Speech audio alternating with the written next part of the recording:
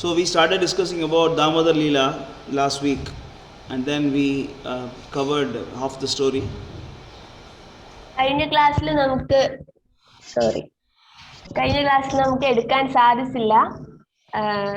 അപ്പൊ അതിനു മുമ്പത്തെ ക്ലാസ്സിൽ നമ്മൾ ചർച്ച ചെയ്തിട്ടുണ്ടായിരുന്നു ദാമോദര ലീലയെ പറ്റിയിട്ടായിരുന്നു പറഞ്ഞിരുന്നത്.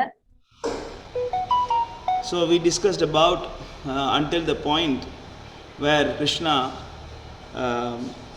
he crawls along with his grinding motor, and then he just made 2 trees fall down, until then we discussed.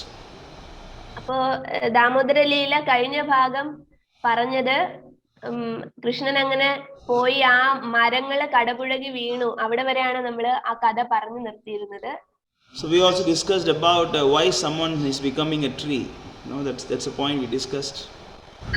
അപ്പൊ കഴിഞ്ഞ ക്ലാസ്സിൽ നമ്മൾ പറഞ്ഞ ഒരു കാര്യമാണ് എന്തുകൊണ്ടാണ് ഒരു വ്യക്തി, എങ്ങനെയാണ് നമുക്ക് മരത്തിന്റെ ശരീരം സ്വീകരിക്കേണ്ടി വരുന്നത്.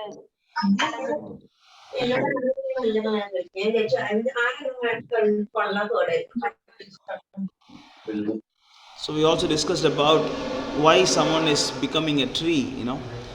Someone is becoming a tree because of his excessive sex desire. Because of that he is becoming a tree. ഇപ്പൊ മരങ്ങളായിട്ട് ജനിക്കാനുള്ളതിന്റെ ഒരു കാരണം എന്ന് പറയുന്നത് അമിതമായിട്ടുള്ള വിഷയാസക്തി ഉണ്ട് എങ്കിൽ, കഴിഞ്ഞ ജന്മങ്ങളിൽ അങ്ങനെ ഉണ്ട് എങ്കിലാണ് അടുത്ത ജന്മം മരത്തിന്റെ ജന്മം കിട്ടുന്നത് എന്നാണ് പറഞ്ഞത് കഴിഞ്ഞ ക്ലാസ്സിൽ. So that there is a story behind the personalities that they came out from this tree. അപ്പോ അങ്ങനെ ഒരു കഥയാണ്, അങ്ങനെ ഒരു കഥയാണ് അവർക്കുള്ളത്. ആ മരത്തിൽ നിന്നും പുറത്തു വന്ന ആ വ്യക്തികൾക്കുള്ളത് അങ്ങനെ ഒരു കഥയാണ്. The 2 trees actually their name is Manigriva Nalakuvara. അപ്പൊ ആ മരത്തിൽ നിന്ന് വന്ന 2 വ്യക്തികളുടെ പേരാണ് മണിഗ്രീവ നലകുവേര.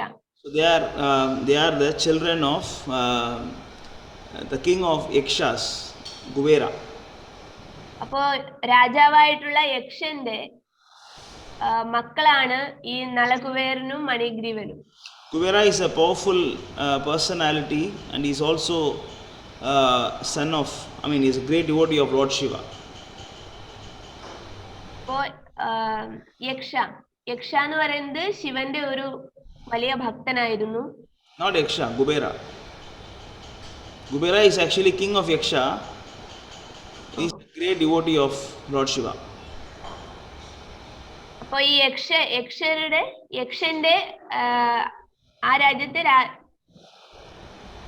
അല്ലേ? Is it right, Prabhu? Yaksha is there is a person called Kubera, and he is a great devotee of Lord Shiva. അപ്പോ കുബേര എന്ന് പറയുന്ന ഒരു വ്യക്തി ഉണ്ടായിരുന്നു. അദ്ദേഹം ഒരു മഹാനായ ശിവഭക്തനായിരുന്നു. So he is actually a king of Yakshas, He is king of Yakshas. അദ്ദേഹം എന്ന് പറയുന്നത് യക്ഷന്മാരുടെ രാജാവായിരുന്നു. So he got a privilege to go to Kailash, അപ്പൊ അദ്ദേഹത്തിനുള്ള ഒരു കഴിവായിരുന്നു, അദ്ദേഹത്തിന് ശിവലോകത്ത് പോകാൻ സാധിക്കുമായിരുന്നു. So he went along with his family to Kailash, and there are beautiful lakes and rivers and ponds and mountains and flowers and trees. Kailash is a beautiful place. അപ്പോ കൈലാസ് എന്ന് പറയുന്ന മനോഹരമായ സ്ഥലത്ത് അദ്ദേഹത്തിന് പോകാൻ സാധിച്ചപ്പോൾ അദ്ദേഹം കുടുംബത്തോടൊപ്പം പോയിരുന്നു. അവിടെ ആ മനോഹരമായ തടാകങ്ങളും ഒക്കെ അദ്ദേഹത്തിന് കാണാൻ സാധിച്ചു അവിടെ. So there in a beautiful lake, this Manigriva Nalakuvara, they were taking bath along with beautiful damsels. അപ്പോ അങ്ങനെ അവർ പോയപ്പോ അവിടെ ഒരു തടാകത്തിൽ ഈ നലകുവേരനും മണിഗ്രീവനും അവിടെ ഇങ്ങനെ ഒരു തടാകത്തിൽ കുളിക്കുന്നത് അവർക്ക് കാണാൻ സാധിച്ചു, അദ്ദേഹത്തിന് കാണാൻ സാധിച്ചു. So when they were taking bath, they were naked, and then they were enjoying their senses along with these beautiful girls. അപ്പൊ അവിടെ അദ്ദേഹത്തിന് കാണാൻ കഴിഞ്ഞത് ഇവരിങ്ങനെ ആ ഒരു തടാകത്തില് ശാരീരിക ബന്ധത്തിലൊക്കെ ഏർപ്പെട്ടുകൊണ്ടിരിക്കുകയാണ് അവിടെയുള്ള സ്ത്രീകളുമായിട്ടൊക്കെ. So the whole creation is in the material world, the creation is divided into 3 sections: higher planetary system, middle planetary system and lower planetary system. അപ്പൊ സൃഷ്ടിയില് ഉപരിലോകമുണ്ട്, മധ്യലോകമുണ്ട്, അധോലോകങ്ങളുണ്ട്. This is actually called Devi Dham. Devi Dham. You mean earth is Devida? No, all the three. This whole thing, the whole material world is called Devi Dham. Okay, ഈ ഭൗതിക ലോകമാണ് അധോലോകം, എന്താണ് ഉപരിലോകം, മധ്യലോകം, അധോലോകം എന്ന് പറയുന്നത്. ഈ മൂന്ന് ലോകങ്ങൾ ഉൾപ്പെടുന്ന ഈ ഭൗതിക പ്രപഞ്ചം ദേവീധാമം എന്നാണ് അറിയപ്പെടുന്നത്. Devi means, like Parvati, Durga Devi, and all the material world is actually controlled and governed by her. അപ്പോൾ ദേവി എന്ന് പറയുന്ന ഉദ്ദേശിക്കുന്നത് പാർവതി ദേവിയാണ്, ദുർഗാദേവിയെയാണ്.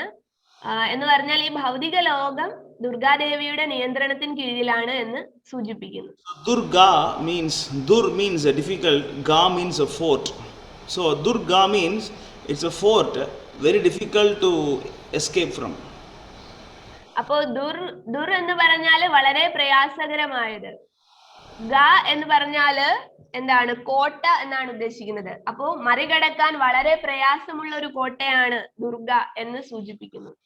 Because anyone who has come to this material world, it is very very difficult for them to get out from this place. അപ്പോൾ ഈ ഭൗതിക ലോകത്തിൽ വരുന്ന ആരാണെങ്കിലും അവർക്ക് ഈ ഒരു പ്രയാസകരമായ കോട്ട മറികടക്കുക വളരെ ബുദ്ധിമുട്ടാണ്. So normally when someone dies, we say that he has reached Vaikuntha, he has reached Kailash, and he has he has left the body, and we are putting posters with so many matter in that. അപ്പോൾ ആരെങ്കിലും ശരീരം ഉപേക്ഷിക്കുമ്പോഴത്തേക്ക്, ആരെങ്കിലും മരണപ്പെടുമ്പോഴത്തേക്ക് നമ്മൾ പറയും അദ്ദേഹം കൈലാസത്തിലേക്ക് പോയി, അല്ലെങ്കിൽ അദ്ദേഹം വിഷ്ണുപാദം പൂകി, അങ്ങനെയൊക്കെ പറയാറുണ്ട്, വൈകുണ്ഠത്തിലേക്ക് പോയി എന്നൊക്കെ പറയാറുണ്ട്. Just because you made a poster like that, that person does not go to that place. പക്ഷേ നമ്മൾ അങ്ങനെയൊക്കെ പറഞ്ഞാലും, അല്ലെങ്കിൽ അങ്ങനെ ഒരു പോസ്റ്റർ ഒക്കെ അദ്ദേഹത്തിന്റെ ആദരാഞ്ജലികളൊക്കെ അർപ്പിച്ചിട്ട് അദ്ദേഹം വൈകുണ്ഠം പൂകി എന്നൊക്കെ നമ്മൾ എഴുതി അവിടെ പോസ്റ്റർ ഒട്ടിച്ച് വെച്ചാലൊന്നും അദ്ദേഹം അവിടെ പോകണമെന്നില്ല. Krishna says in Bhagavad Gita that yam vapi smaran bhavam dujatyante kalevaram. So tam eva iti kaunteya sada tatbhava bhavita. So in chapter 8 verse number 5, 6 Krishna is saying that whoever dies at the time of their death depends upon their consciousness, they get such a body. 8:6 actually. 8:6. Yeah, I can show the next verse, 8:6. So the main thing is your consciousness at the time of death. You can show 5 also, it's okay. You can start from 5. You can 5. Krishna is saying that whoever think of me at the time of death, they will come to me. Can you read that? Yeah. മരണസമയത്ത് എന്നെ തന്നെ സ്മരിച്ചുകൊണ്ട് ശരീരം ത്യജിക്കുന്നവൻ എന്റെ ഭാവത്തെ ഉടൻ തന്നെ പ്രാപിക്കുമെന്നതിന് സംശയമില്ല. Understand, you just think of Krishna. When you think of Krishna, only you go to Vaikuntha. It is not that because you made a poster that that person is going to Vaikuntha, is not going to Vaikuntha. And that person must think of Krishna when he leave the body. അപ്പോ വൈകുണ്ഠത്തിൽ പോകണമെങ്കിൽ എന്താണ്, അന്ധകാലം മരണസമയത്ത് ഭഗവാനെ സ്മരിക്കാൻ സാധിക്കണം, എങ്കിൽ മാത്രമേ കൃഷ്ണന്റെ അടുത്തേക്ക് പോകാൻ സാധിക്കുകയുള്ളൂ. You can see the next verse.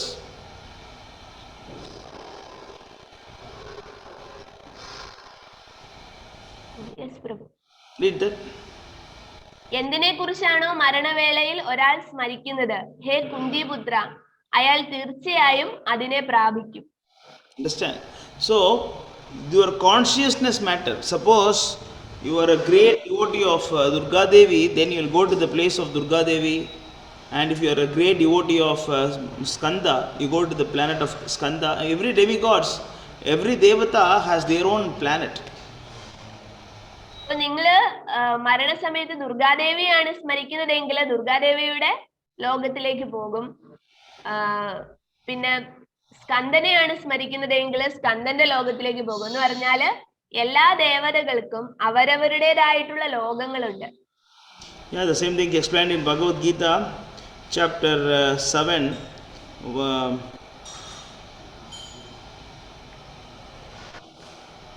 9:25. Chapter 9, verse 25, it is mentioned that Yanti Deva Vritan Deva Pitrun Yanti Pitrun Vrataha Bhudani Yanti Bhudejyaha Madhyani 9:25 Madhyaju Mam Yanti Mam Api.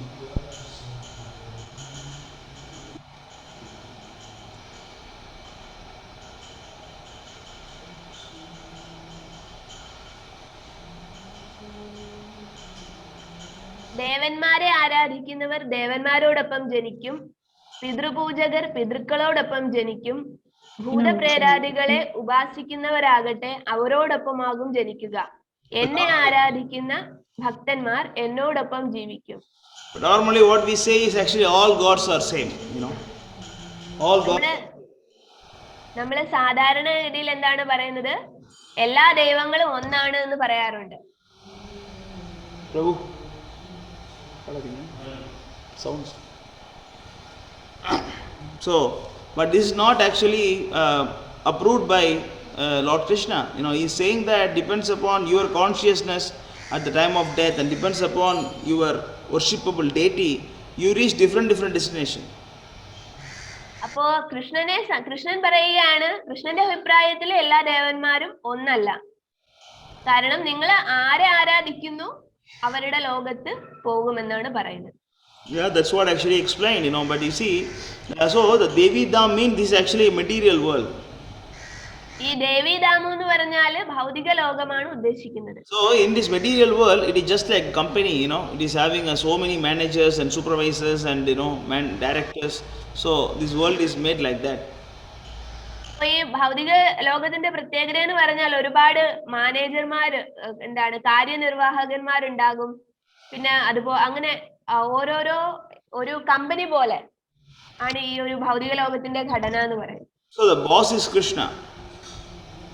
പക്ഷേ എന്താണ് ബോസ് അല്ലെങ്കിൽ എല്ലാത്തിനും ഉപരിയായിട്ടുള്ള വ്യക്തി, എല്ലാത്തിന്റെയും നേതാവ് എന്നൊക്കെ പറയാവുന്നത് കൃഷ്ണനെയാണ്. So the managing director is Durga Devi. അതിന്റെ ആ ഒരു മാനേജിംഗ് ഡയറക്ടർ എന്ന് പറയുന്നത് ദുർഗാദേവിയാണ്. So she is managing the whole thing, you know. അപ്പോ ദുർഗാദേവിയാണ് എല്ലാ കാര്യങ്ങളെയും നിയന്ത്രിക്കുന്നത്. So she is in charge of this whole, all that 14 planetary system.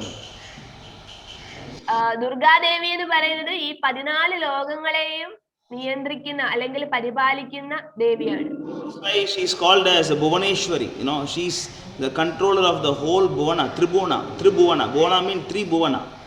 Tribhuvana means higher planetary system, lower planetary system, middle planetary system. അപ്പോ ഭുവനേശ്വരി എന്നൊരു പേര് കൂടി ദുർഗാദേവിക്കുണ്ട്. എന്ന് പറഞ്ഞാൽ 3 ലോകങ്ങളെയും പരിപാലിക്കുന്നവൾ എന്നാണ് അതിന്റെ അർത്ഥം. ത്രിഭുവനേശ്വരി. So, like because you know she is controlling under the instruction of Lord Krishna. Understand? You know. അപ്പോ ആ ദുർഗാദേവി പ്രവർത്തിക്കുന്നത് ആരുടെ നിർദ്ദേശത്തിനനുസരിച്ചാണ്? കൃഷ്ണന്റെ നിർദ്ദേശത്തിനനുസരിച്ചാണ് ദുർഗാദേവി പ്രവർത്തിക്കുന്നത്. So in this material world, you know, there are higher planetary system where it is actually full of happiness. അപ്പോ ഈ ഭൗതിക ലോകത്തിൽ തന്നെ ഹയർ പ്ലാനറ്ററി സിസ്റ്റം എന്ന് വെച്ചാൽ ഉപരിലോകങ്ങളുണ്ട്. അവിടെ എന്ന് പറഞ്ഞാൽ നല്ല എല്ലാരും എപ്പോഴും സന്തോഷത്തിലാണ്, സന്തോഷം ലഭിക്കുന്ന ഒരു ഇടമാണ്. You can show chapter 14 verse number 18. At the same time we have a lower planetary system, you know, it is full of miseries.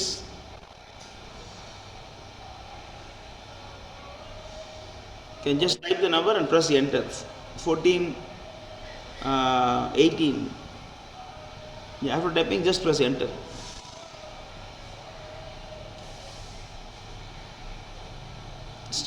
You can see? Okay, 14:18.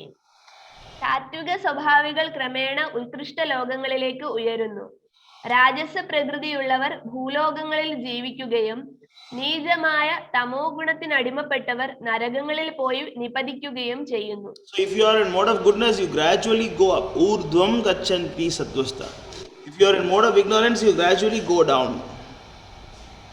അപ്പോ നിങ്ങളുടെ ആ ഒരു അവബോധം എന്ന് പറയുന്നത് സാത്വിക അവബോധത്തിലാണ് എങ്കിൽ ഉത്കൃഷ്ട ലോകങ്ങളിലേക്ക് പോകും. So we have a 6 higher planetary system. It is called as Brahmaloka, Janakaloka, Makaraloka, Tapaloka, Swargaloka and Bhuvarloka. These are the 6 higher planetary system. It's no need to translate. Just say the 6 planetary systems. അപ്പോ ഈ ആറ് ഉത്കൃഷ്ട ലോകങ്ങളുടെ പേരാണ് പ്രഭു പറഞ്ഞത്. And then we have a middle planetary system. It is called actually Bhumandala. അപ്പോ ഈ മധ്യലോകത്തെയാണ് ഭൂമണ്ഡലം എന്ന് പറയുന്നത്. In the Bhumandala, there are 7 islands. ഈ ഭൂമണ്ഡലത്തിൽ തന്നെ 7 ദ്വീപുകളുണ്ട്. So that closest one is actually called Jambudvipa. അതിലൊന്നാണ് ജംബുദ്വീപ. Inside the Jambudvipa, there are 9 Varshas. Again, there are 9 divisions. അപ്പോ ആ ദ്വീപിനുള്ളിൽ തന്നെ 9 ഡിവിഷൻസ് ഉണ്ട്, 9 ഖണ്ഡങ്ങളുണ്ട്. And one of that Varsha is called as Bharatkhanda. അതിലൊരു ഖണ്ഡത്തെയാണ് ഭരതഖണ്ഡ എന്ന് പറയുന്നത്. And inside the Bharatkhanda, we are here. That is Earth. അപ്പോ ആ ഭരതഖണ്ഡത്തിനുള്ളിലാണ് നമ്മളുള്ളത്. Earth, ഭൂമി ഉള്ളത് ആ ഭരതഖണ്ഡത്തിനുള്ളിലാണ്. So this is a whole thing. Not that Bhumandala is Earth. Bhumandala is Earth. അപ്പോ ഭൂമണ്ഡലം ഭൂമിയാണ് എന്ന് തെറ്റിദ്ധരിക്കരുത്. No, the Bhumandala is actually having so many planets. One of the planet is Bhumi. അപ്പോ ആ ഭൂമണ്ഡലത്തിനുള്ളിൽ തന്നെ ഒരുപാട് ഗ്രഹങ്ങളുണ്ട്.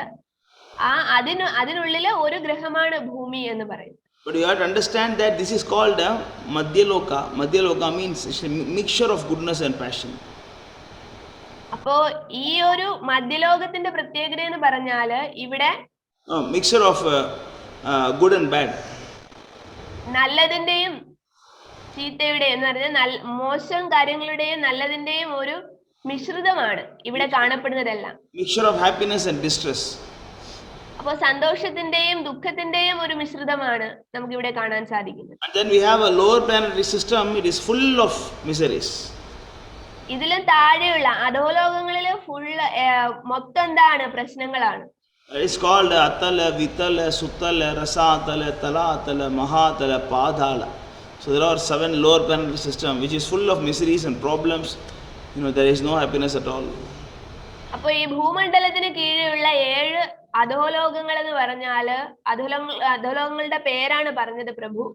അവിടെ എന്ന് പറഞ്ഞാല് ഫുൾ എല്ലാം പ്രശ്നങ്ങളാണ്. If you live in mode of ignorance, you go to these 7 lower planetary systems. അപ്പോൾ നമ്മളുടെ അവബോധം മരണസമയത്ത് നമ്മുടെ അവബോധം എന്ന് പറയുന്നത് താമസിക അവബോധത്തിലാണ് എങ്കിൽ ഈ അധോലോകങ്ങളിൽ ജന്മം എടുക്കേണ്ടി വരും. Durga Devi is actually, Bhuvaneshwari, in charge of all the planetary system, 14 planetary system. Durgadevi എന്ന് പറയുന്നത് ഈ 14 ലോകങ്ങളെയും നിയന്ത്രിക്കുന്ന ദേവിയാണ്. Under her control, there are 33,000 crores devatas are there. അപ്പോ ഈ ദുർഗാദേവിയുടെ കീഴിലാണ് 33 കോടി ദൈവങ്ങൾ എന്ന് പറയാറില്ലേ, അത് അവരെല്ലാം നിയന്ത്രിക്കുന്നത് ഈ ദുർഗാദേവിയാണ്. So if you worship a particular demigod out of the 33 million, you will go to their planet. അപ്പോൾ ഈ 33 കോടി ദൈവങ്ങളിൽ ഏതിനെയാണോ നിങ്ങൾ ആരാധിക്കുന്നത്, ആ ആരാധിക്കുന്ന ആ ദൈവത്തിന്റെ ഇടത്തേക്ക്, ആ ദേവതയുടെ ലോകത്തേക്ക് നിങ്ങൾ മരണശേഷം പോകുന്നതാണ്. But you have to understand that all the 33 million demigods planets are inside this material world. അപ്പോൾ ഈ ഭൗതിക ലോകത്തിനുള്ളിലാണ്, ഈ ഭൗതിക പ്രപഞ്ചത്തിനുള്ളിലാണ് ഈ 33 കോടി ദേവതകളുടെ വാസസ്ഥാനങ്ങൾ. Yeah, that is what Krishna is saying in Bhagavad Gita, chapter 8, verse number 15, that a Brahma Bhuvanan Loko Punaravardhino Arjuna Mamapetyatta Kaunteya Punarjanma Navidyate. Which chapter, Prabhu? 8:15. So this whole world is full of problem, Even if you become Indra or Chandra or Brahma, there is no guarantee that you will be happy. Problems are everywhere.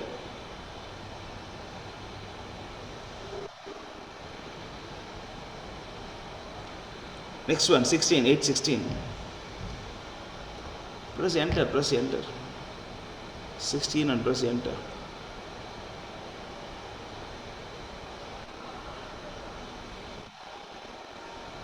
Press enter. I mean, sorry, press 16. 8:16. You have to type in the scroll bar actually. Search bar. Okay, press it. Search. So here it is mentioned that, next time when you type, you directly type in that search bar on top.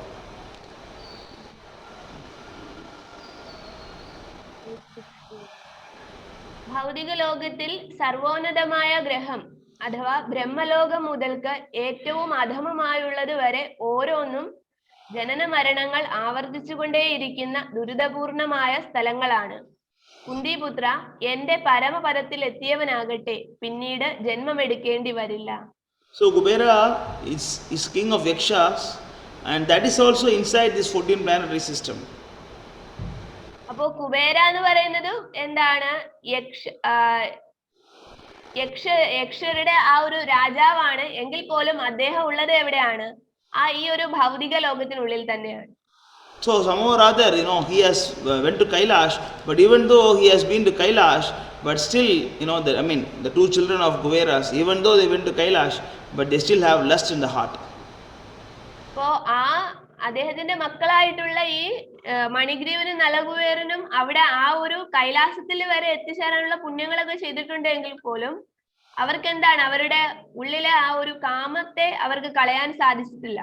So what we have to understand is that it is not the point that where you are, but actually what you are. That's what matters. What is your consciousness? What your mind is thinking? Like that is matters. It doesn't matter where you are. Wherever you are, but you have to conquer your mind.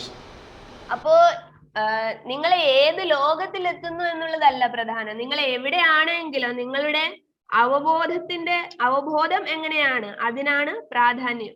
Yeah, that is why you see, even though this you can show that 8:6, 6:6 you can show that. So like that's what, even though these two personalities, they have went above that Devi Dham to Kailash Dham, still they have lust in the heart. അപ്പൊ ഇവരുടെ പ്രത്യേകത എന്താണ്? ദേവീധാമത്തിന് ഉപരിലോകമായിട്ടുള്ള കൈലാസ ലോകത്തിൽ പോയിട്ടും അവരുടെ ഉള്ളിലെ ആ ഒരു കാമത്തെ അവർക്ക് കളയാൻ സാധിച്ചിരുന്നില്ല. Yeah, but that's what you have to understand, that they went to Kailash and then they are instead of worshipping Lord Shiva, they are actually dancing with that young girls naked. That's what they are doing. അപ്പോ കൈലാസത്തിൽ പോയാൽ ആ കൈലാസത്തിന്റെ അധിപതിയായിട്ടുള്ള ശിവനെ ആരാധിക്കുന്നതിന് പകരം അവിടെ എന്താണ്? ഇന്ദ്രിയ സുഖങ്ങളിൽ മുഴുകി എന്താണ് നഗ്നയായിട്ടുള്ള സ്ത്രീകളുമായിട്ട് എന്താണ് ആസ്വദിച്ചുകൊണ്ടിരിക്കുകയായിരുന്നു അവിടെ. There's a story is told by Srila Prabhupada that once there was a very old lady, and then she was very old that it's very difficult for her to even walk for some time. അപ്പോ പ്രഭുപാദർ ഒരു കഥ പറയാറുണ്ട്, ഒരു വൃദ്ധയായ ഒരു സ്ത്രീയുടെ കഥ പറയാറുണ്ട്. Yeah, before that we'll just read the sloka. Can you read that? Translation. Malayalam. Yeah. മനസ്സിനെ ജയിച്ചവന് മനസ്സ് തന്നെയാണ് ഉറ്റ സുഹൃത്ത്. അതിന് കഴിയാത്തവനാകട്ടെ മനസ്സ് പരമശത്രുവുമായിരിക്കും. So that's what we said. Even though these two children, not children, these two boys, even though they went to Kailash, which is supposed to be one of the greatest planet, but still they are actually enjoying sex with young girls. അപ്പോ അവർക്ക് എന്താണ് ആ ഉപരിലോകങ്ങളിലേക്ക് കടക്കാനുള്ള യോഗ്യത വരെ നേടിയെടുക്കാൻ സാധിച്ചുവെങ്കിൽ പോലും ആ കാമം എന്ന് പറയുന്ന മാലിന്യത്തെ ഹൃദയത്തിൽ നിന്നും എടുത്തു കളയാൻ അവർക്ക് സാധിച്ചില്ല. Because they have not conquered the sex, that is, conquered the mind. That is why, they are doing all this nonsense. അതിന് കാരണം എന്താണ്? സ്വന്തം മനസ്സിനെ നിയന്ത്രിക്കാനുള്ള കരുത്ത് അവര് നേടിയെടുത്തിരുന്നില്ല. So it is not that normally somebody says that when they get the problem, they think, okay, I'll take sannyas, they think like that. അപ്പോ എന്താണ് നമുക്ക് എന്തെങ്കിലുമൊക്കെ പ്രശ്നങ്ങൾ വരുമ്പോഴാണ് നമ്മൾ എന്ത് വിചാരിക്കുന്നത്? ഓക്കെ, ഇനി അങ്ങ് സന്യാസം സ്വീകരിച്ചേക്കാം എന്ന് വിചാരിക്കാറുണ്ട്. Yeah, but actually, even though if you don't conquer your mind, even after taking sannyas, you'll be thinking of women and sex and money. അപ്പോ നിങ്ങൾ നിങ്ങളുടെ മനസ്സിനെ ജയിച്ചിട്ടില്ല എങ്കിൽ നിങ്ങൾ ഇനി സന്യാസം സ്വീകരിച്ചു എന്ന് പറഞ്ഞാൽ പോലും അതിന് സന്യാസം സ്വീകരിച്ചതിന് ശേഷവും സ്ത്രീയുടെയും പണത്തിന്റെയൊക്കെ പിന്നാലെ ആയിരിക്കും നിങ്ങളുടെ മനസ്സ്. So you should control your mind and desire for the right thing, that is the most important thing. അപ്പോ ശരിയായിട്ടുള്ള ഒരു ലക്ഷ്യത്തിന് വേണ്ടിയിട്ട് മനസ്സിനെ നിയന്ത്രിക്കുക, അതാണ് ശരിയായ വഴി എന്ന് പറയുന്നത്. That only I was telling a story that there was a very old lady and she was very old that she not even cannot walk properly. അപ്പോ ഒരു വൃദ്ധയായ ഒരു സ്ത്രീയുടെ കഥയാണ്. അവരെന്ന് പറയുന്നത് വളരെ നടക്കാൻ പോലും വളരെ ബുദ്ധിമുട്ടായിരുന്നു ആ പ്രായാധിക്യം കൊണ്ട്. But once what happened, when she went to the forest to collect the wood, and then she collected all the wood, and then it was very very heavy, and then she got someone to help her to put all the wooden bundles on the head, and then she was walking home. അപ്പോ ഒരു ദിവസം അവര് ആ സ്ത്രീ കാട്ടിൽ പോയി വിറക് ശേഖരിക്കുകയായിരുന്നു. അപ്പോ ഒറ്റയ്ക്ക് അത് തൂക്കി എടുക്കാൻ സാധിച്ചില്ല. അപ്പോ ആരെങ്കിലും സഹായത്തിന് അന്വേഷിക്കുകയായിരുന്നു ആ സ്ത്രീ അവിടെ. Yeah, but no, I think already you told that, right? So she dropped that woods, and then there was nobody to help her. You told already this one. Did you already say that? Okay. അപ്പോ അവരെന്താണ് ചെയ്തത്? തനിക്ക് ആ ഒരു ഭാരത്തെ എടുക്കാൻ സാധിക്കില്ല, അതുകൊണ്ട് അത് അവിടെ മാറ്റി വെച്ചിട്ട് ആരെങ്കിലും സഹായത്തിന് വരുമോ എന്ന് അന്വേഷിച്ച് നിൽക്കുകയായിരുന്നു. Because actually it was very sunny day, and then the sun was just above her head, and then she got fainted and fall down, and the wood all scattered everywhere. അപ്പോ ആരെയും സഹായത്തിന് കിട്ടിയില്ല, അതുകൊണ്ട് തന്നെ ആ സ്ത്രീ അവിടെ കുഴഞ്ഞു വീണു. കാരണം എന്താണ്, വെയിലേറ്റ് തളർന്ന് എടുക്കാനൊന്നും പറ്റുന്നില്ല ആ ഒരു പ്രായത്തിന്റെ വിഷമം കൊണ്ട്. So she got a big problem now, she need the wood to go home to cook, but now the wood is difficult to carry that. അവർ ആ ഒരു വിറക് ശേഖരിച്ചിട്ട് വേണം അന്നത്തെ ആഹാരം ഉണ്ടാക്കാൻ തന്നെ. പക്ഷേ അവർക്ക് അത് എടുത്തുകൊണ്ട് വീട്ടിലേക്ക് പോകാനുള്ള ഒരു ആരോഗ്യമില്ല. So nobody was there, so she immediately shouted, "My dear Lord Govinda," she shouted. അപ്പോ ആ സ്ത്രീ എന്താണ് ഉറക്കെ പറയുകയാണ്, എന്താണ് ഗോവിന്ദ എന്ന് വിളിക്കുകയാണ് അവിടെ നിന്നുകൊണ്ട് ആ നിസ്സഹായ അവസ്ഥയിൽ. Immediately Krishna came. അപ്പോഴത്തെ ആ ഒരു വിളിയിൽ തന്നെ ഭഗവാൻ അവിടെ വന്നു, പ്രത്യക്ഷപ്പെട്ടു. So the Lord asked her, "What do you want?" അപ്പോ ഭഗവാൻ അവിടെ വന്നപ്പോ ആ സ്ത്രീയോട് ചോദിച്ചു, നിങ്ങൾക്ക് എന്താണ് വേണ്ടതെന്ന് ചോദിച്ചു. So she said, "You please help to carry all the wood put on my head." അപ്പോ ആ വിറകൊന്ന് എടുത്ത് എന്റെ തലയിൽ വെച്ച് തരാമോ എന്ന് മാത്രമാണ് ആ സ്ത്രീ ചോദിച്ചത്. What kind of foolish thing it is? When the Lord comes, you should ask for mukti or even for some better thing, why Krishna has to come to take the wood and put on your head? അപ്പോ ഭഗവാൻ കൃഷ്ണൻ തന്നെ മുന്നിൽ വന്നപ്പോ ആ സ്ത്രീ എന്ത് വിഡ്ഢിത്തരമാണ് ചെയ്തത്? മുക്തിയോ അങ്ങനെ എന്തെങ്കിലുമൊക്കെ ചോദിക്കാമായിരുന്നില്ലേ ഭഗവാനോട്? ആ സ്ത്രീ ചോദിച്ചത് ആ വിറകൊന്ന് എടുത്ത് എന്റെ തലയിൽ വെച്ച് തരാമെന്ന് മാത്രമാണ്. So this is what we do in the name of prayers, we just get more and more entanglement. അപ്പോ ഇതാണ് നമ്മള് ഭഗവാനോട് പ്രാർത്ഥിക്കുമ്പോഴും ചെയ്യാറുള്ളത്. Instead of asking the Lord to solve the problem of carrying wood, we are asking the Lord to help carry the wood. അപ്പോ ഭഗവാനോട് നമ്മൾ എന്താണ് എപ്പോഴും അഭ്യർത്ഥിക്കാറുള്ളത്? നമുക്ക് നമ്മളുടെ ഭാരം ചുമക്കുന്നതിനുള്ള വഴികൾ എന്താണ് എന്ന് ചോദിക്കുകയാണ് ചെയ്യാറുള്ളത്. ആ ഭാരത്തെ എങ്ങനെ ഒഴിവാക്കാം എന്ന് ചോദിക്കാറില്ല. That's what actually now the mask is becoming part of our face nowadays, we are very comfortable wearing mask whole day also, right? അപ്പോ ഇന്നത്തെ ഈ ഒരു കാലത്തിന്റെ പ്രത്യേകത എന്താണ്? ഇപ്പം ഈ ഒരു സമയത്ത് നമ്മളുടെ ശരീരത്തിന്റെ തന്നെ ഒരു ഭാഗമായി മാറിയിരിക്കുകയാണ് മാസ്ക് എന്ന് പറയുന്നത്.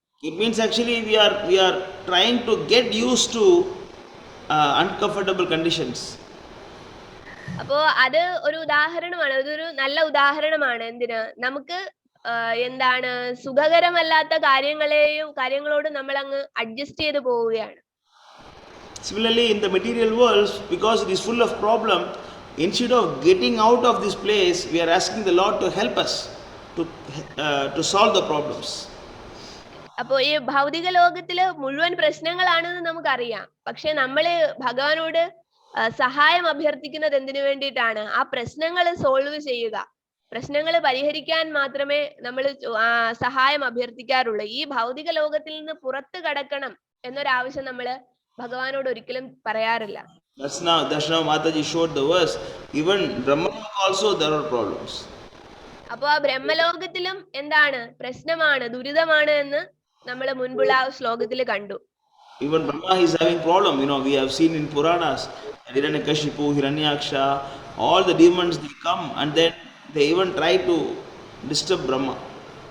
അപ്പൊ ബ്രഹ്മാവിന് വരെ പ്രശ്നങ്ങളാണെന്ന് നമുക്ക് പുരാണങ്ങൾ വായിക്കുമ്പോൾ മനസ്സിലാക്കാൻ സാധിക്കും. ഹിരണ്യകശിപു അങ്ങനെയുള്ള രാക്ഷസന്മാരെ കൊണ്ട് അല്ലെങ്കിൽ അസുരന്മാരെ കൊണ്ട് അവരുണ്ടാക്കുന്ന പ്രശ്നങ്ങളെ കൊണ്ട് ബ്രഹ്മാവിന് പോലും ദുരിതമാണ് എന്ന് നമുക്ക് കാണാൻ കഴിഞ്ഞിട്ടുണ്ട്. Yeah, so we have to understand that, and then our aim must be to go out of this material world and not to stay here. അപ്പോ നമ്മളുടെ ജീവിതത്തിന്റെ ലക്ഷ്യം എന്താകണം? ഈ ഭൗതിക ലോകത്തിൽ നിന്ന് ഏത് വിധേനയും പുറത്തു കടക്കണം. അതിനു വേണ്ടിയിട്ടുള്ള ശ്രമങ്ങളാണ് നമ്മൾ നടത്തേണ്ടത്. That you need the mercy of Lord Krishna. അപ്പൊ ആ ഭൗതിക ലോകത്തിന് വെളിയിൽ കടക്കണമെങ്കിൽ ഭഗവാൻ കൃഷ്ണന്റെ ദയ നമ്മൾക്ക് ആവശ്യമുണ്ട്. Yeah, but there is a beautiful sloka from the scriptures. വേദത്തിലെ ഒരു ശ്ലോകമാണ് പറയാൻ പോകുന്നത്. There actually normally we ask ourselves sometimes that who is the most sinful person in this world? അപ്പോൾ നമ്മള് പ്രധാനമായിട്ടും ചോദിക്കുന്നത് എന്താണ്?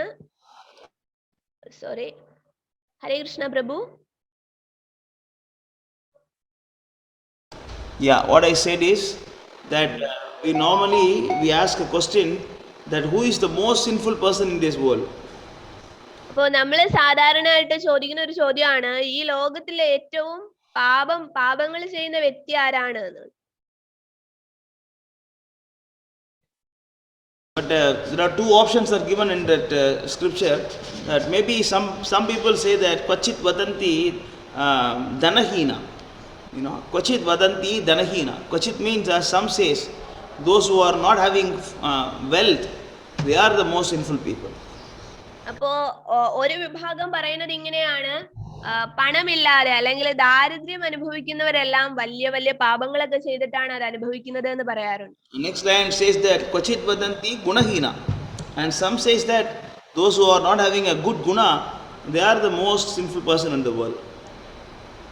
Good guna means Sattva guna. Good behaviors.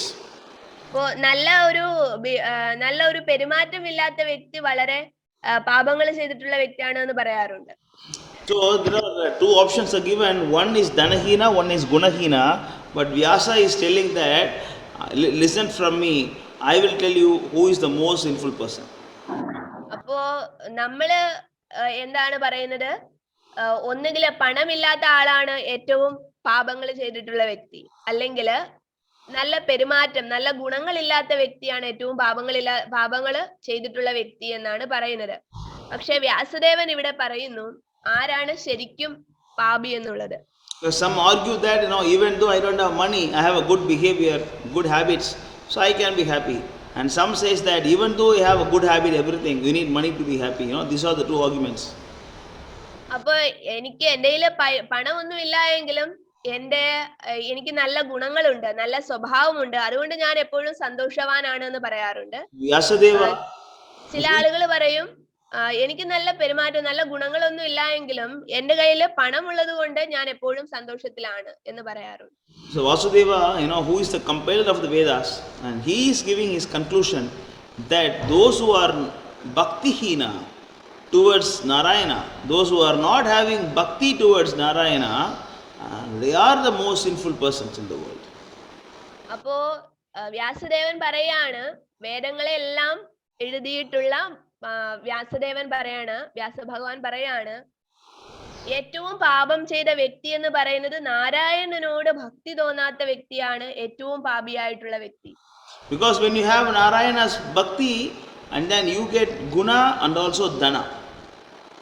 അപ്പോ നാരായണനോട് ഭക്തി ഉണ്ടായാല് ഈ ഗുണവും ധനവും അദ്ദേഹത്തോടൊപ്പം ഉണ്ടാകുമെന്നാണ്.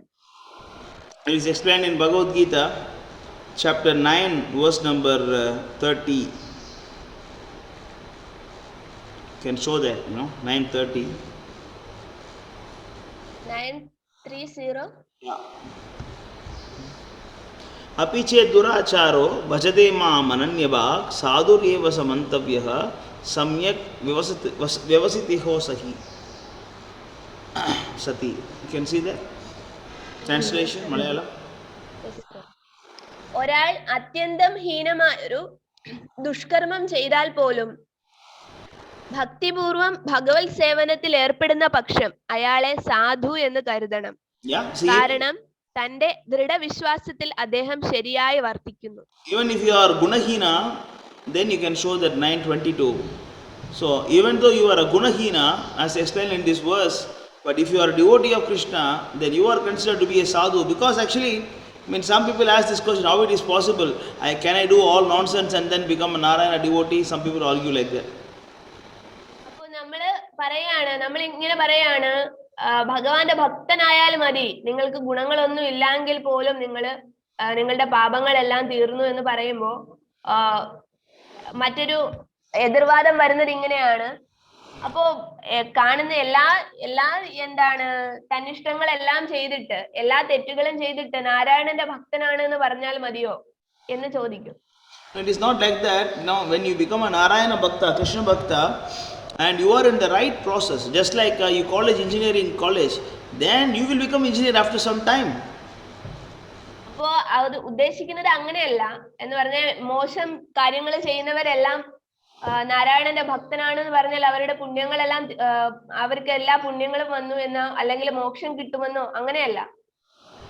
ഒരു ഉദാഹരണം പറയുകയാണെങ്കിൽ എഞ്ചിനീയറിംഗ് കോളേജിൽ ആദ്യം ജോയിൻ ചെയ്യുന്ന വ്യക്തി തീർച്ചയായിട്ടും ആ ഒരു കോഴ്സ് ആ ഒരു പഠനം പൂർത്തിയാക്കുമ്പോൾ എഞ്ചിനീയർ ആകും എന്ന് പറയുന്ന ആ ഒരു അർത്ഥമാണ് നമുക്ക് ഇവിടെ കാണേണ്ടത്. So what we see is, if you don't have a proper guna, but still if you chant Krishna's name and then you are worshipping Krishna, then naturally you will become good, naturally.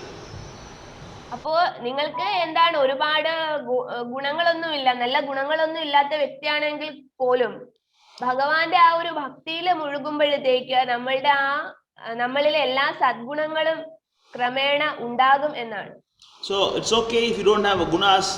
If you worship Narayana, you will get the good guna as explained in this sloka.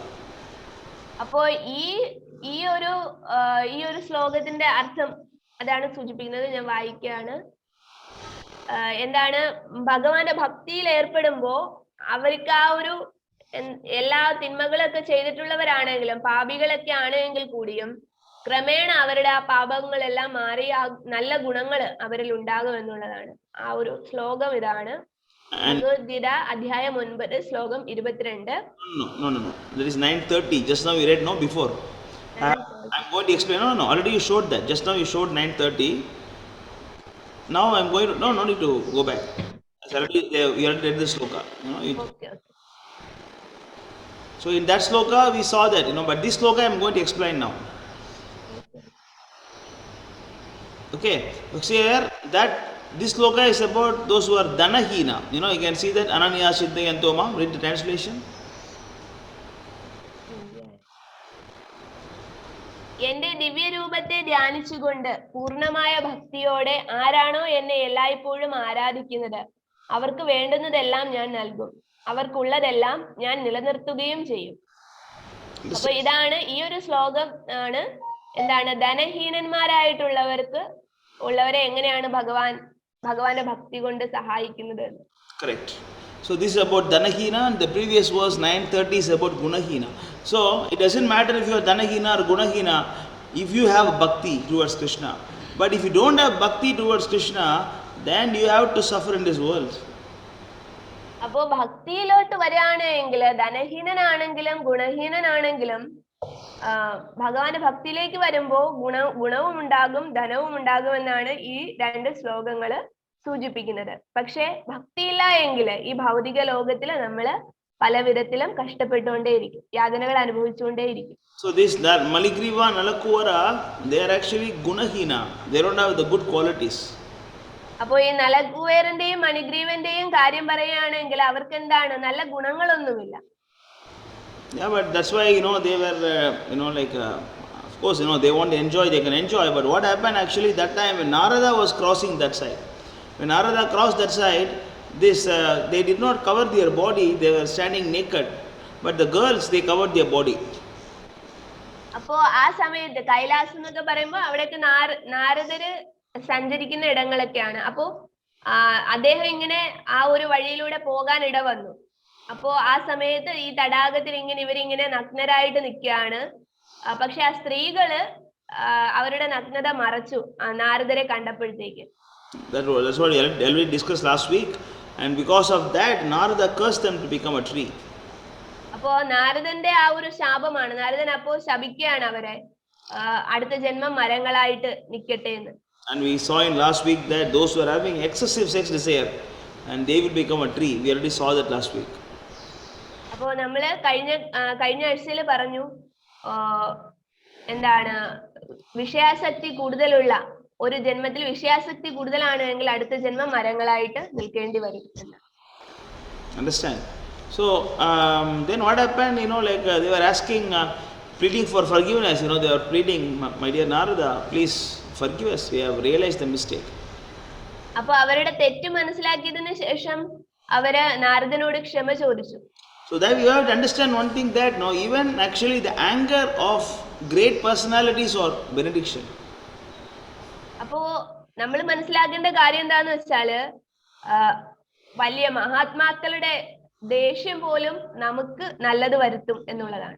So those who are having a proper consciousness, intelligence, they take it as a mercy to be chastised by great personalities.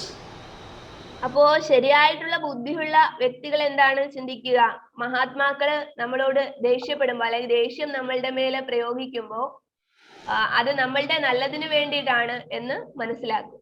Yeah, that's why the guru, already discussed in previous classes, guru means heavy, Guru is always heavy, whether Siksha Guru, Diksha Guru, he always chastise you and then correct you. That's their duty.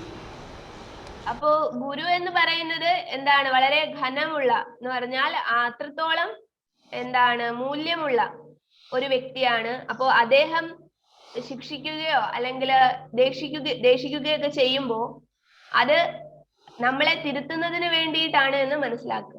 So the sadhus they have no reason to get angry, അപ്പോ സാധുക്കൾ എന്ന് പറഞ്ഞാൽ അവർക്ക് ദേഷ്യം വരാന് യാതൊരു കാരണങ്ങളുമില്ല. Because you get angry for few things, like you desire for something or you envy something. അപ്പോ നമുക്ക് ദേഷ്യം വരുന്നത് എപ്പോഴാണ്, നമ്മൾ എന്തെങ്കിലുമൊക്കെ ആഗ്രഹിക്കുമ്പോഴോ അല്ലെങ്കിൽ നമുക്ക് എന്തെങ്കിലും അസൂയ ഉണ്ടാകുമ്പോഴാണ്, മറ്റുള്ളവർക്ക് ഉള്ളതിൽ എന്തെങ്കിലും അസൂയ ഉണ്ടാകുമ്പോഴൊക്കെയാണ് നമുക്ക് ദേഷ്യം വരുന്നത്. So the sadhu, a pure devotee of Lord, he has no desire, at the same time he don't need to be envious of anyone. അപ്പൊ ഒരു സാധുവിന്റെ പ്രത്യേകത എന്താണ്, അദ്ദേഹത്തിന് ആകെയുള്ള ഒരു ആഗ്രഹം മറ്റ് ഭൗതിക ആഗ്രഹങ്ങളൊന്നുമില്ല, പിന്നെ അദ്ദേഹത്തിന് എന്താണ് മറ്റാരോടും അസൂയയുമില്ല. But why he curse?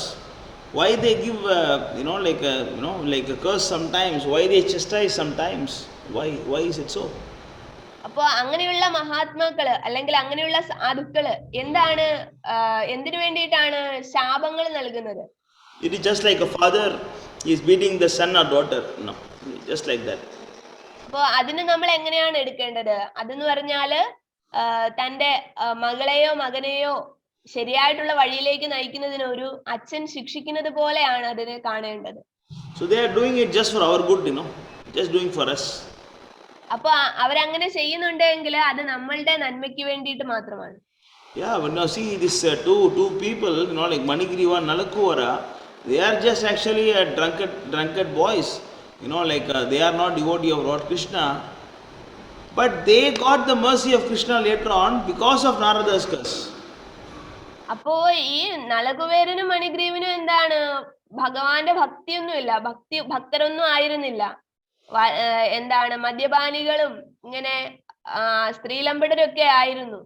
പക്ഷെ അങ്ങനെ ആയിരുന്നിട്ട് കൂടി ഒരു കൃഷ്ണ ഭക്തന്റെ ഭഗവാന്റെ ഭക്തനായിട്ടുള്ള നാരദന്റെ ശാപം കൊണ്ട് പോലും അവർക്ക് ഭക്തി ലഭിക്കുകയാണ്, ഭഗവാന്റെ കാരുണ്യം ലഭിക്കുകയാണ്. Sadhus want you to realize your mistake and come back to reality. അപ്പോ സാധുക്കള് നമ്മളെ ശിക്ഷിക്കുമ്പോ എന്താണ് മനസ്സിലാക്കേണ്ടത്? അവര് നമ്മളുടെ ആ തെറ്റ് തിരുത്തി നമുക്ക് ആ ഒരു നമ്മളുടെ ശരിയായ രീതിയിലുള്ള ചിന്ത നമുക്ക് തരികയാണ് എന്നാണ് മനസ്സിലാക്കേണ്ടത്. But the two boys are very fortunate, so they realize their mistake and ask forgiveness to Lord Narada. അപ്പോ ഇവര് ഈ നളകുവേരനും മണിഗ്രീവനും തങ്ങളുടെ തെറ്റുകൾ മനസ്സിലാക്കിയിട്ട് നാരദനോട് ക്ഷമ ചോദിക്കുകയാണ്. So then Narada said, it's okay, like you have to become trees, but don't worry, Krishna will come and deliver you. അപ്പോ നാരദൻ ആ ഒരു ശാപം തിരിച്ചെടുത്തില്ല, പക്ഷെ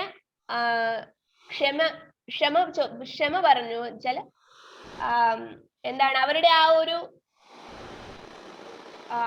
ആ ഒരു കുറ്റബോധത്തെ അവർ അംഗീകരിച്ചു. അപ്പം അവർക്ക് ശാപമോക്ഷം കൊടുത്തു. എങ്ങനെയാണെന്ന് വെച്ചാല് ഭഗവാൻ തന്നെ വന്നിട്ട് നിങ്ങളെ ആ മരങ്ങളിൽ നിന്ന് സ്വതന്ത്രരാക്കുമെന്ന് പറഞ്ഞു.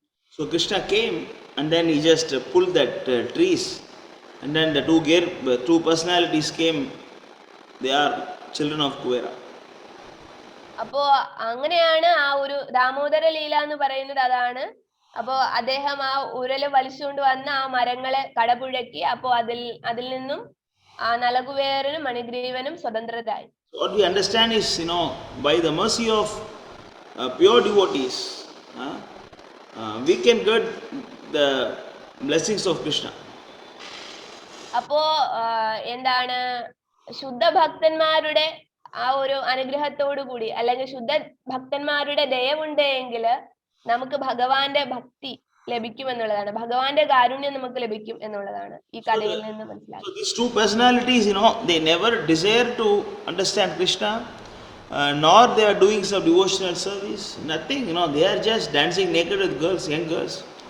But Narada forcefully gave them mercy of Krishna. അപ്പോ നാരദൻ എന്ന് പറയുന്ന ശുദ്ധ ഭക്തൻ എന്താണ് ചെയ്തത്? നളകുവേരനും മണിഗ്രീവനും ആരാണ്? ഒരു ഭക്തിയില്ല, ഭഗവാനോട് ഒരു ഭക്തിയില്ല, ഭക്തി ഒന്നും ചെയ്തിട്ടില്ല, ഒരു ഭക്തി സേവനം പോലും കൃഷ്ണന് വേണ്ടിയിട്ട് ചെയ്തിട്ടില്ല. പിന്നെയോ നല്ല സ്വഭാവ ഗുണങ്ങളും ഇല്ല. അപ്പോ എല്ലാ അസാൻമാർഗികമായിട്ടുള്ള എല്ലാ പ്രവൃത്തികളും ചെയ്തുകൊണ്ടിരുന്നപ്പോ നാരദൻ ആ ഒരു ശുദ്ധ ഭക്തൻ തന്റെ ആ ഒരു കാരുണ്യം കൊണ്ട് ഭഗവാനോടുള്ള ഭക്തി അവരിൽ അടിച്ചേൽപ്പിക്കുകയായിരുന്നു. So whatever a pure devotee says, Krishna is going to follow. So because Narada wanted Krishna to give benediction to, atonement, release these two boys, and Krishna came. അപ്പൊ ഇവിടെ എന്താണ് മനസ്സിലാക്കേണ്ടത്? നാരദനാണ് ശരിക്കും ആ ഒരു പാപികളായിട്ടുള്ള രണ്ട് ആത്മാക്കളെ ഭഗവാനെ ഏൽപ്പിക്കുകയാണ്, ആ ശുദ്ധ ഭക്തൻ. അപ്പോ ഭഗവാൻ തന്നെ വന്നിട്ട് അവരെ കൊണ്ടുപോവുകയാണ്, അവർക്ക് മോക്ഷം നൽകുകയാണ്. അതാണ് ഈ കഥ. Yeah, but similarly, if you want to go back to Vaikuntha, we have to take instruction of Srila Prabhupada that you have to chant Hare Krishna mantra. അപ്പൊ അതുപോലെ ഇവിടെ മനസ്സിലാക്കേണ്ടത് പ്രഭുപാദർ എന്ന് പറയുന്നത് ഭഗവാൻ കൃഷ്ണന്റെ ഒരു ശുദ്ധ ഭക്തനാണ്. അപ്പൊ അദ്ദേഹത്തിന്റെ കാരുണ്യം നമുക്ക് ലഭിക്കുകയാണെങ്കിൽ നമ്മളൊക്കെ ഒരുപാട് പാപങ്ങൾ ചെയ്തിട്ടാണ് ഇവിടെ വന്ന് ഇങ്ങനെ യാതനകൾ അനുഭവിക്കുന്നത്. പക്ഷെ എന്നിരുന്നാലും ശ്രീല പ്രഭുപാദര് ഭഗവാന്റെ ഒരു ശുദ്ധ ഭക്തനായതുകൊണ്ട് അദ്ദേഹത്തിന്റെ കരുണയിലൂടെ നമുക്ക് ഭഗവാന്റെ അടുത്തേക്ക് മടങ്ങാവുന്നതാണ്. അതാണ് ഹരേ കൃഷ്ണ മഹാമന്ത്രം ജപിക്കണം എന്ന് പറയുന്നത്. So this is actually a story of Damodar Leela. അപ്പൊ ഇപ്പൊ നമ്മള് പറഞ്ഞത് എന്താണ്? ദാമോദര ലീലയിലെ കഥയാണ് പറഞ്ഞത്. So whoever is chanting this, there is actually a prayer called Damodar Ashtakam that we discuss next week, and the meaning of every stanza, every line. So when you chant Damodar Ashtakam and show ghee lamp to Krishna morning and evening, you get all benedictions. അപ്പോ ഈ ദാമോദരാഷ്ടകം എന്ന് പറയുന്ന ഒരു പ്രാർത്ഥനാഗാനമുണ്ട്. അത് നമ്മൾ അടുത്ത ക്ലാസ്സിൽ അതിന്റെ ഓരോ വരികളുടെ അർത്ഥമൊക്കെ നമ്മൾ പറയുന്നതാണ്. അപ്പോ ഈ ദാമോദര മാസം രാവിലെയും വൈകിട്ടും ഭഗവാന്റെ ആ ഒരു ദാമോദര അല്ലെങ്കിൽ ദാമോദര രൂപം അല്ലെങ്കിൽ ഭഗവാന്റെ രൂപത്തിന് മുന്നിൽ നമ്മൾ ആ നെയ്വിളക്ക് സമർപ്പിച്ചാല് നമുക്ക് എല്ലാ വിധത്തിലുള്ള ഭക്തി ഉണ്ടാകുന്നതിനുള്ള എല്ലാ അനുഗ്രഹങ്ങളും ഭഗവാൻ നൽകുന്നതാണ്. Beautiful prayer by Saunak Rishi Vyasadev from Padma Purana. അപ്പൊ പത്മപുരാണത്തിലെ ഒരു വളരെ മനോഹരമായിട്ടുള്ള ഒരു പ്രാർത്ഥനാ ഗാനമാണ് അത് ദാമോദരാഷ്ടകം എന്ന് പറയുന്നത്. Ashtaka means eight stanzas. We discuss that next class. അപ്പോൾ ആ 8 വരികൾ 8 എന്താണ് 8 സ്റ്റാൻസ അഷ്ടകം എന്നാണ് പറയുന്നത്. ആ 8 ഭാഗങ്ങളായിട്ടുള്ള ആ പ്രാർത്ഥനാ ഗാനം നമ്മൾ അടുത്ത ക്ലാസ്സിൽ ചർച്ച ചെയ്യുന്നതാണ്. So we have discussed so far about the story of Damodar in 2 weeks. So നമ്മൾ രണ്ട് ദിവസത്തെ ക്ലാസ് കൊണ്ട് നമ്മൾ ആ ഒരു ദാമോദര ലീല എന്താണെന്ന് പറഞ്ഞു കഴിഞ്ഞു. Anybody has any questions or comments to ask? So ആർക്കെങ്കിലും എന്തെങ്കിലും ചോദ്യങ്ങൾ ഉണ്ടെങ്കിൽ ചോദിക്കാം. Otherwise we can stop the class with no questions.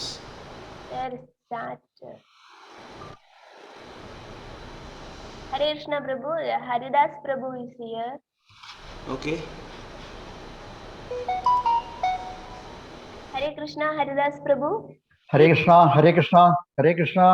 Hare Krishna. Namaste ji, Namaste ji. Hare Krishna. Hare Krishna. Jai Prabhupada, Dandavad Pranam. Hare Krishna. Hare Krishna Prabhu. How are you? Hare Krishna. Hare Krishna. How are you? Hare Krishna. Namaste ji, Prabhu. Prabhu, Namaste ji. Fine, sir. Fine, sir. Fine, sir. Hare Krishna, Hare Krishna. I am an ordinary man who only a Krishna Bhakta. Nothing else.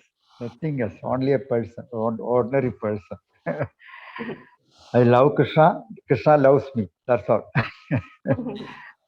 Yeah, that is the qualification to get. Krishna is mine, not mine. Yeah. Anyway, today I'm not so good because surgery is going last month, so I'm not in a good condition to talk too much. So anyway, I'll come and join with you, and I'll talk to you. We need your prayers. Hare Krishna, Hare Krishna, Hare Krishna.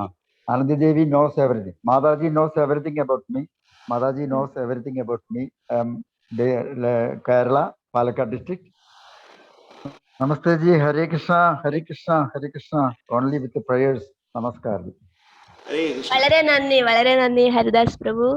Hare Krishna. Prabhuji, I have a doubt. Gopinath Prabhu. Yes, please. Hare Krishna. Hare Krishna. Ah. Prabhuji, you were telling that Sudala Loga and other Adologas are worse than the Madhya Loga. But in Bhagavatam, it was saying that Bhagavan Krishna, Narayana, has offered Mahabali to Sudala Loga. And he was the protector of that Loga. Yes. In that case, it can be better than Adologa, isn't it? No, it is not like that. Sutraloka is one of the lower planetary system, but in charge must be a good person, na? If in charge also rascal, how to manage, you know? So we need a good king to rule rascals, right? So understand? So he sent Bali to rule them, to guide them, to help them, you know? He is sending Bali. Bali is a great personality, no doubt about it. So Bali is going there to help them. Yeah. Okay. Actually, you know, you see this lower planetary system, as explained in Srimad Bhagavatam, it is very, very opulent. It is very, very opulent, and there are beautiful cities and beautiful gardens and beautiful, everything is beautiful, but there is no sunlight. Since everything is beautiful, people want to enjoy. Then they get envy, then they fight. Then there is always quarrel. That's how the all the 7 planetary systems, people are unhappy there. Oh, I see. Okay. So that means they have more lust and they have distress also. Yes, so just like Singapore, Dubai, you know, something like that. Okay, okay. You have more money, I got it. you have everything, but everybody will be stressed and tension. Yeah, Everybody yeah. have fear. Okay. That's- Thanks for clarifying. Hare Krishna. Thank you so much. Hare Krishna. You want to translate this in Malayalam, Mataji? Okay okay Gopinath Prabhu പറഞ്ഞത് ഇതാണ്, മറ്റുള്ളവർക്ക് കേൾക്കുന്നതിന് വേണ്ടിയിട്ടാണ്. അദ്ദേഹം ചോദിക്കായിരുന്നു, അപ്പോ ഈ സുതല ലോകത്തിലല്ലേ നമ്മുടെ മഹാബലി അവിടെയല്ലേ പോയത്? ഭഗവാന്റെ നിർദ്ദേശപ്രകാരം അവിടെയല്ലേ ഭരണം നടത്തുന്നത്? അപ്പോ എന്താണ് ആ സുതല ലോകം എന്ന് പറഞ്ഞ അധോലോകമാണ് എങ്കിൽ എന്താണ് ഒരു ഭക്തൻ അവിടെ പോയത് എന്നാണ് ഗോപിനാഥ് പ്രഭു ചോദിച്ചത്. ആ ഭക്തൻ അവിടെ ഉണ്ട് എങ്കിൽ അത് നല്ല ലോകമല്ലേ എന്നാണ് ചോദിച്ചത്. അപ്പോ പ്രഭു പറയാണ്, അവിടെ എന്ന് പറഞ്ഞാൽ സുതല ലോകം എന്ന് പറഞ്ഞത് തീർച്ചയായിട്ടും അധമ ഗുണങ്ങൾ നിറഞ്ഞ ആളുകൾ അല്ലെങ്കിൽ അങ്ങനെയുള്ള ആത്മാക്കൾ വസിക്കുന്ന ഇടം തന്നെയാണ്. പക്ഷെ ഒരു ഭക്തൻ എന്ന് പറയുന്നത് എപ്പോഴും നല്ല വ്യക്തി തന്നെയാണ്, നല്ല ഗുണങ്ങളുള്ള വ്യക്തി തന്നെയാണ്. അപ്പോ അവരെ നിയന്ത്രിക്കുന്നതിന്, അവരെ സഹായിക്കുന്നതിന് വേണ്ടിയിട്ട് ഭഗവാന് മഹാബലിയെ അങ്ങോട്ട് അയച്ചതാണ്. പിന്നെ ഈ അധോലോകം എന്ന് പറഞ്ഞാല് ഇന്ദ്രിയ ആസ്വാദനത്തിനുള്ള ഒരുപാട് കാര്യങ്ങൾ അവിടെ ഉണ്ട്. അതുകൊണ്ട് തന്നെ അവർക്ക് ആ ഒരു ഇന്ദ്രിയ ആസ്വാദനത്തിൽ മുഴുകി പരസ്പരം അസൂയയും അങ്ങനെ കലഹങ്ങളൊക്കെ നിറഞ്ഞൊരു ലോകമാണ് അധോലോകം. അതുകൊണ്ടാണ് അധോലോകം നല്ലതല്ല എന്ന് പറയുന്നത്. അവിടെ ഇന്ദ്രിയാസ്വാദനത്തിനുള്ള കാര്യങ്ങൾ ഒരുപാടുണ്ട്. ഇപ്പൊ സിംഗപ്പൂർ പോലെയോ ദുബായ് പോലെയൊക്കെ ഉള്ള ഒരു സ്ഥലം, അവിടെ അങ്ങനെ ആ ഇന്ദ്രിയ ആസ്വാദനങ്ങളിൽ മുഴുകി കഴിയുമ്പോൾ അവർക്ക് ഭഗവാനെ സ്മരിക്കാനുള്ള ഒരു ബോധം ഉണ്ടാകുന്നില്ല. But higher planetary system in the opposite, it is not any factories, no factories, like no skyscraper buildings, nothing. Higher planetary system is full of nature, They have beautiful falls and then big forest and then lot of mountains, there are caves, sadhus do tapasya there. That's how it is happy, higher planetary system. അപ്പോ നമ്മൾ ഉപരിലോകങ്ങളുടെ പ്രത്യേകത എന്ന് പറഞ്ഞാൽ സാത്വിക ഗുണമാണ്. എന്ന് വെച്ചാൽ അവിടെ എന്ന് പറഞ്ഞാല് നമ്മൾ അധോലോകങ്ങളില് ആർട്ടിഫിഷ്യൽ ആയിട്ടുള്ള കൃത്രിമമായിട്ടുള്ള സന്തോഷങ്ങളൊക്കെയാണ് കൂടുതലെങ്കിൽ ഉപരിലോകങ്ങളില് എല്ലാം പ്രകൃതിയാലുള്ള സന്തോഷങ്ങളാണ്. പ്രകൃതി തന്നെ വളരെ മനോഹരമാണ് ആ ഉപരിലോകങ്ങളില്. അതുപോലെ തന്നെ അവിടെ എന്താണ് ഒരു മഹാ തപസ്സുകളൊക്കെ പോകുന്നത് ആ ഒരു ലോകത്തിലേക്കാണ്. അവിടെ മുഴുവൻ അങ്ങനെയുള്ള ആളുകളായിരിക്കും. So it is like if you see that higher planetary system, it is more of spiritual happiness, and lower planetary system is full of material happiness. Spiritual happiness gives happiness, to give pleasure, and material happiness gives stress and problems. അപ്പൊ ഭൗതികമായിട്ടുള്ള അധോലോകങ്ങളുടെ പ്രത്യേകത എന്ന് പറഞ്ഞാല് ഭൗതികമായിട്ടുള്ള സന്തോഷം. ഉപരിലോകങ്ങളുടെ പ്രത്യേകത എന്ന് പറഞ്ഞാൽ ആത്മീയമായിട്ടുള്ള സന്തോഷം. ഭൗതികമായിട്ടുള്ള സന്തോഷത്തിന്റെ പ്രത്യേകത എന്ന് പറഞ്ഞാൽ അത് നൈമിഷികമാണ്. ആ ഒരു സന്തോഷം കഴിഞ്ഞ് പിന്നീട് എന്താണ് നിരാശ, കലഹം അതൊക്കെ ഉണ്ടാകും. അതിന്റെ പരിണിത ഫലം അങ്ങനെയാണ് ഭൗതികമായിട്ടുള്ള സന്തോഷങ്ങളുടെ. ആത്മീയമായിട്ടുള്ള സന്തോഷം എന്ന് പറഞ്ഞാല് അത് ശരിയായിട്ടുള്ള സന്തോഷമാണ്.